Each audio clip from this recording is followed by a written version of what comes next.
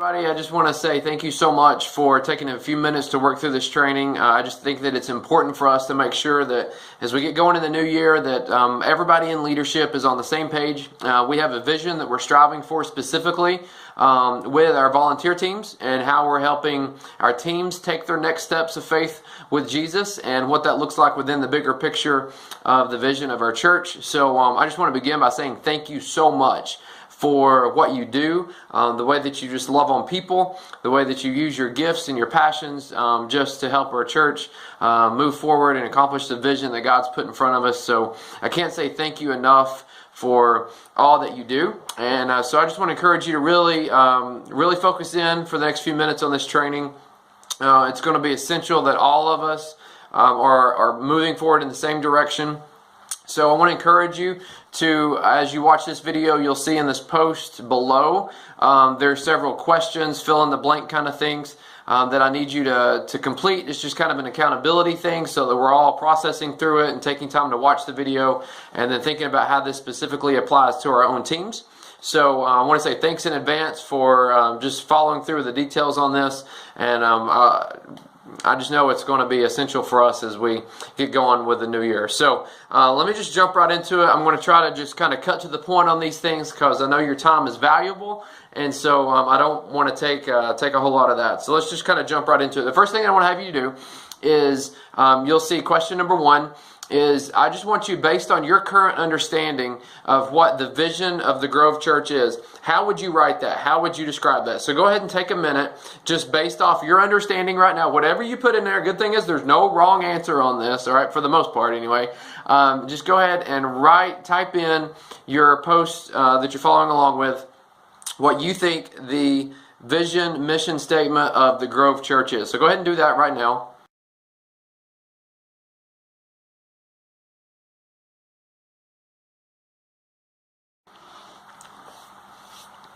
All right, now that you've taken some time to do that, what I want to ask you to do now is on line number 2, I want you to write down this statement, which is the actual vision statement of our church. So the actual vision statement of the Grove Church is helping people take their next steps of faith with Jesus. That's it. That's our big picture vision, that we want to see everything we're doing as a church to accomplish that. So again, it's helping people take their next steps of faith with Jesus.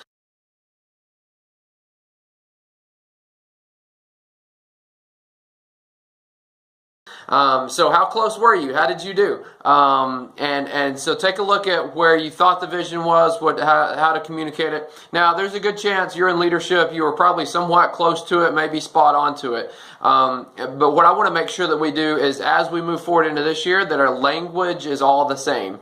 So I think in our hearts, we all know that what the vision is generally, but I want us to be able to articulate that all with the same language moving forward, because I think language precedes behavior. And what I really want to challenge us is to be thinking about our teams and how our teams are helping people take their next steps of faith with Jesus. So kind of compare, see how you did comparing number 1 to number 2, how you maybe need to tweak the wording just so that we're all saying the same thing.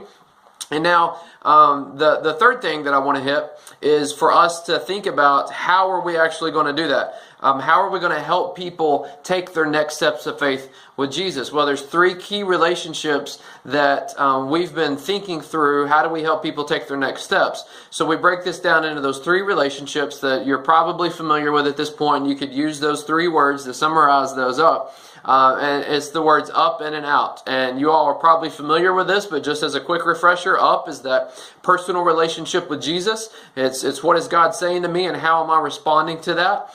And then the in next steps would be related to our relationship with other believers, our relationship within the body of Christ as the church. And then the out is those relationships with people that don't yet know Jesus, that are disconnected from the church. On our website, you can actually click on the Next Steps tab, and then underneath that you'll see up in and out language right there, and you can click on each of those boxes and see examples of how we can help people take next steps. Now, how you as a volunteer leader fit into that is primarily, for the most part, centered around in. We want our volunteer teams to be a way that people can take their next step inward within our church in the in relationship. We think that's so important, that Jesus wants us to be doing life together and serving together. And so the teams that you lead play a big part in helping that happen. So at the same time, there's a little bit of an outward focus there, because all of our teams are serving, and we want to create an atmosphere on Sundays or in anything that we do as a church that's being sensitive to those that are maybe seeking God out, that are disconnected from Jesus. So here's what I want to. Here's kind of our vision, though, underneath that framework for our volunteer teams, and this is what's going to be so important, and this is the primary meat of this training that I want us to all be on the same page about. So here it is, and this is number 4 in your notes below. Our primary vision for 2018 for our volunteer teams is this: is that all volunteer teams need to be primarily focused on connecting people together. And I'll say it again. All volunteer teams need to be primarily focused on connecting people together. Now, by stepping in and saying that this is going to be our focus for 2018, it doesn't mean that we haven't already been experiencing this. We definitely see glimpses of this, I think, across all of our volunteer teams. But my challenge for us this year is to be more intentional in this, to grow in this area in all of our volunteer teams, to see them really rally around this. So for the rest of this training, I want us to really focus in on the why this is important that we grow in this area. Not that it's not existent right now, because I think it is, but for us to grow in this area. So we're going to talk about why that's important, but also how we're going to do that. A couple intentional steps that'll get us moving in this direction toward this year-long goal of seeing our volunteer teams become primarily focused on connecting people together. So there's a lot of things that we could be doing with our volunteer teams. And there's obviously other things that you will do with your volunteer teams. But first and foremost, we want our volunteer teams to be focused on connecting with people. And so that means we want our volunteer teams to be hubs of connection points within our church. So what we have to remember is number 5 in your notes below, is that we can easily become focused on accomplishing a task and making sure the spots are filled. So you as a team leader, the easy thing to do, if we're honest, is going to be just to make sure the boxes are checked, the tasks are fulfilled, the schedule's full, and those kind of things. And I think we're doing an okay job at that. We've got some things that we'll work on throughout this year to do better at that, but for the most part, we're filling our spots. But I want to challenge us to take the next step in all of our volunteer teams to move forward and not just have the positions filled, but to actually see our teams become connection points for people. So this is going to be a big step for us, and I don't expect it to happen overnight, but we are going to start taking some intentional steps, and this is going to be something that I'm going to try to equip you better, but also hold you accountable to as team leaders to help make this happen within our church. Here's why this is so important. I'll give you 2 statements on that. So this is number 6 in your notes. When people are serving and experiencing intentional connections, we're helping them take next steps that will build them up in Jesus. So our goal is not just to get them to serve and use their gifts or their passions to help us do the things that honestly need to be done as a church.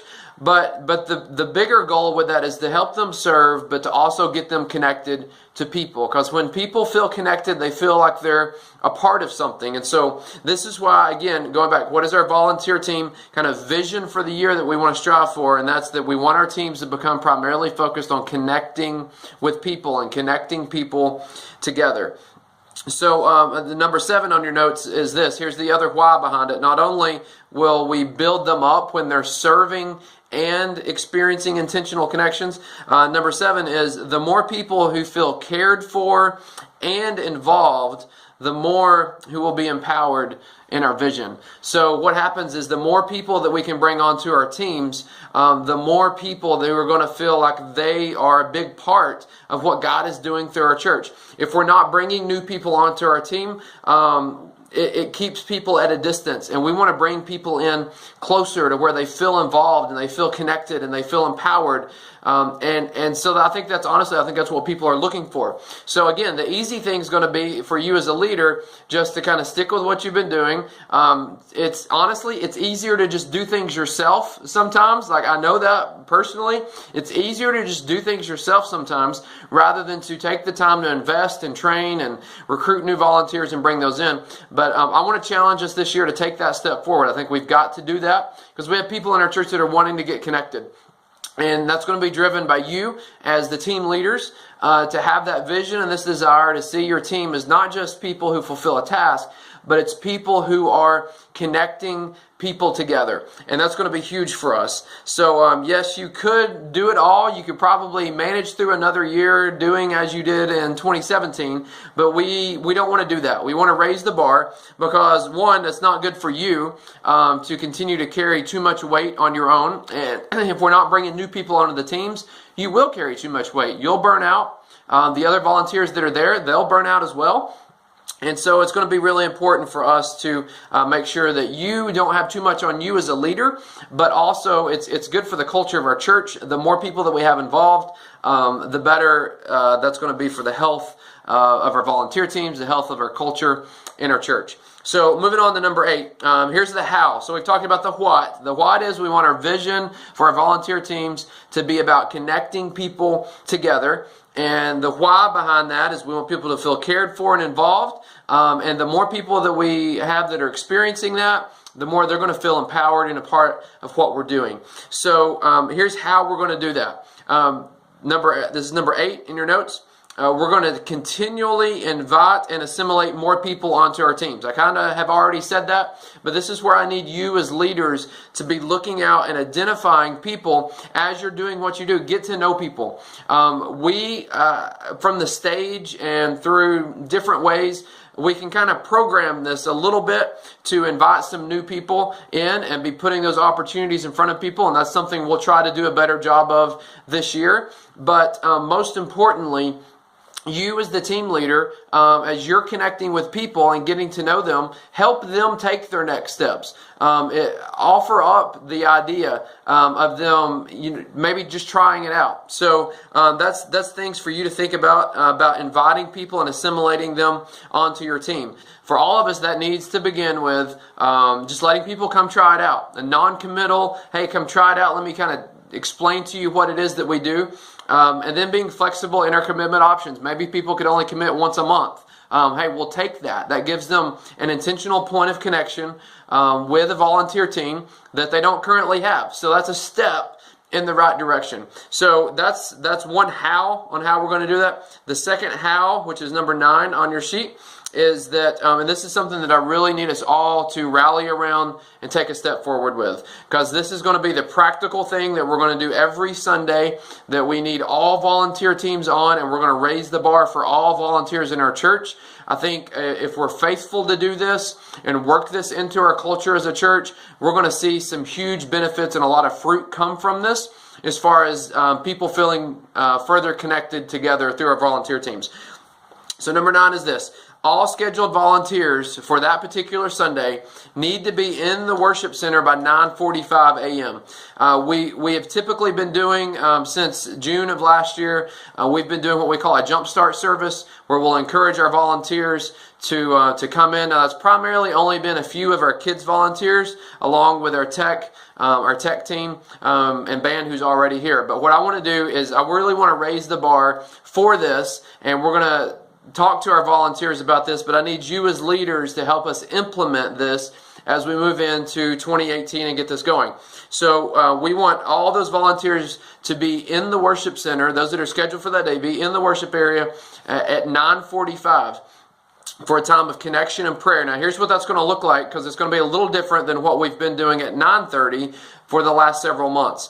We're going to start at 9:45. The band is going to hit a couple of opening songs, and we're going to do that just to jumpstart the morning. We want our greeters and people who are going to be spread out in various areas to not feel like they're missing out on what's happening at the beginning of the service. So we're going to start with those couple songs, And then I'm going to share a short and sweet kind of sermon in a sentence, just so everybody kind of knows, hey, here's the big idea for this morning.